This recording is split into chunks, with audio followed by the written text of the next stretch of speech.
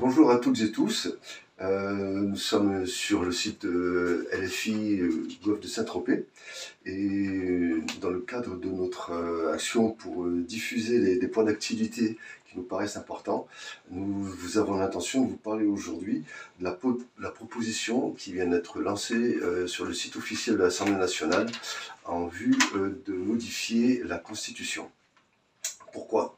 Et pourquoi en parler? Le contexte, chacun y est sensible. Nos institutions sont quand même défaillantes, ça on le voit de plusieurs façons. Tout semble nous échapper parce que, à force de dévoyer les principes, ça ressemble plus à grand chose. Et en réalité, c'est progressivement une poignée de nantis qui s'arroge les rênes du pouvoir. Alors qu'en démocratie, semble-t-il, c'est le pouvoir du peuple, par le peuple, pour le peuple. On l'oublie un petit peu. Et ce que propose cette initiative de pétition, c'est justement de reprendre un petit peu la main en modifiant tout simplement l'article 89 de la Constitution. Cet article 89, qu'est-ce qu'il dit? C'est que seul le président de la République ou l'Assemblée réunie en congrès peuvent prendre l'initiative d'engager une modification de la Constitution. Et ce que propose l'Espoir RIC avec sa pétition, c'est de permettre qu'aussi les citoyens puissent engager la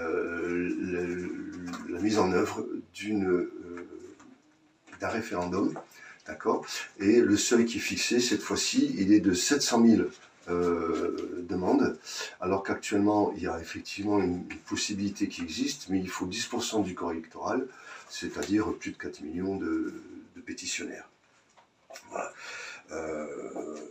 Rappelons que le référendum d'initiative citoyenne, qui est une invention en quelque sorte des Gilets jaunes, a été élaboré à force de réfléchir sur ce qui faisait nos malheurs, et en fait il fallait reprendre la main.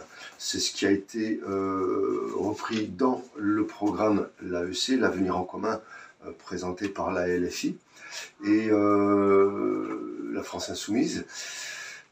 Et ce besoin de repouvoir la Constitution, il ne pourra pas être servi tant qu'elle sera dans l'état où elle est actuellement.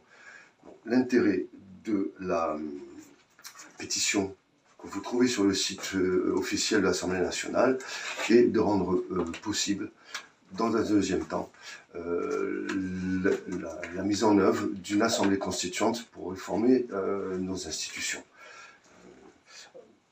Petit rappel, quand même, ça date de 1958. À l'époque, ce texte a été élaboré. Il était soumis à la peur que pouvaient avoir les dirigeants en période de guerre. Il y avait l'histoire de la guerre d'Algérie, ce qui n'était pas rien, qu'on n'osait pas appeler comme ça d'ailleurs.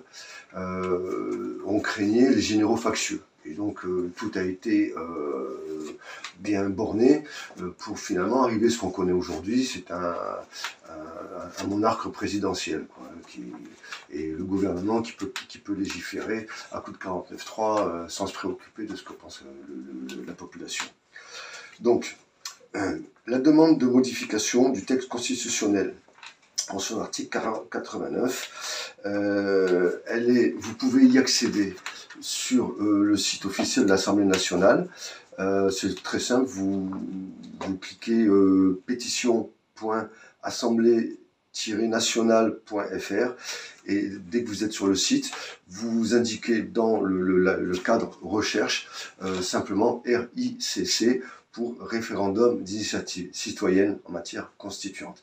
Et là, sort immédiatement la pétition qui nous intéresse, dont l'auteur est Clara Egger. Ça date du 17 novembre 2022, c'est tout frais, et l'identifiant qui est donné, c'est le numéro 1109. Donc, pas de confusion, il s'agit bien de celle-ci. Et nous vous invitons à aller prendre connaissance du contenu, où le projet de modification de l'article 89 est entièrement rédigé pour mieux en saisir les données.